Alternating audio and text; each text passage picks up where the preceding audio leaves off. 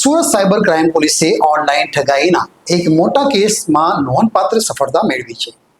પોલીસે ઝારખંડના ગિરિડીહા જિલ્લાના સુરતથી અંદાજે 1800 કિલોમીટર દૂર કાર્યવાહી કરીને 2 આરોપીની ધરપકડ કરી છે.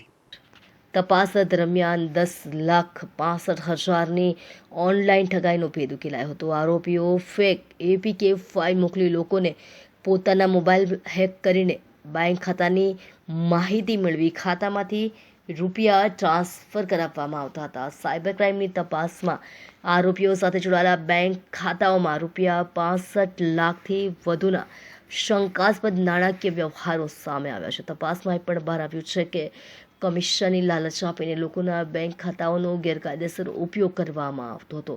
પોલીસે બંને આરોપીની ધરપકડ કરીને વધુ પૂછપરછ શરૂ કરી છે. આ રેકેટ સાથે અન્ય કોણ સંકળાયેલા છે અને ઠગાઈના વધુ કેટલા કેસો સાથે તેમનો સંબંધ છે તે અંગે પણ તપાસ ચાલી રહી છે.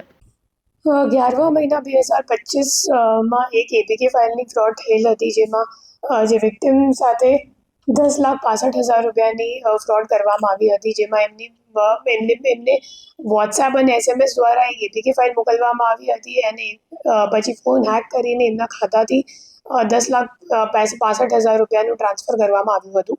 તો આ ગુનાના કામે અમે લોકોએ જ્યારે ઓપરેશન ન્યૂ લંડ લોન્ચ કરી હતી 12મા મહિનામાં છેલ્લા વર્ષમાં, તો ત્યારે ઓપરેશન ન્યૂ લંડ દરમિયાન આ ગુનાનું ડિટેક્શન કરવામાં આવ્યું હતું, જેમાં રાજેશ્વર સ્વાઈન અને ઝિયાઉર રહેમાન કરીને 2 આરોપીઓની ધરપકડ કરવામાં આવેલી હતી અને એમની ઇન્ટેરોગેશન મુજબ આ કેસમાં જે મની મ્યુલ આરોપીઓ હતા, તો એમની ધરપકડ કરવા માટે પછી ટેકનિકલ વર્કઆઉટ ચાલુમાં હતી અને ટેકનિકલ વર્કઆઉટ કરવાથી ખબર પડી કે જે બંને આરોપીઓ છે એ લોકો છેક 1800 કિલોમીટર દૂર ગિરિડીહ ઝારખંડમાં એમનું લોકેશન આવતું હતું. પછી આપણી ટીમ ત્યાં ગઈ અને લગભગ 4 દિવસ સુધી એ લોકોએ અલગ અલગ ભૂમિકા લઈ, અલગ અલગ રોલ લઈ અને હ્યુમન એન્ટ દ્વારા બંને આરોપીઓને શોધીને લોકલ પોલીસની મદદથી 2 પોલીસ સ્ટેશનના પોલીસની મદદથી એક ઓપરેશન કરીને બંને આરોપીઓને ધરપકડ કરી છે.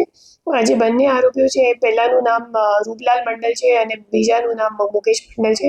એ બંને મની મ્યુલ આરોપીઓ છે. સો એપીકે ફાઇલમાં ફ્રોડમાં જે પૈસા ગયા હતા એ રૂપલાલ મંડલના 2 ખાતાઓમાં ગયા હતા અને રૂપલાલ મંડલ પછી આ ખાતાઓમાંથી પૈસા વિડ્રો કરીને મુકેશ મંડલને આપતો હતો. તો એ બંને આરોપીઓને ધરપકડ કરવામાં અમે લોકોને ઘણી સફળતા મળી છે અને એના પાછળ ટીમની ઘણી બધી હાર્ડવર્ક છે.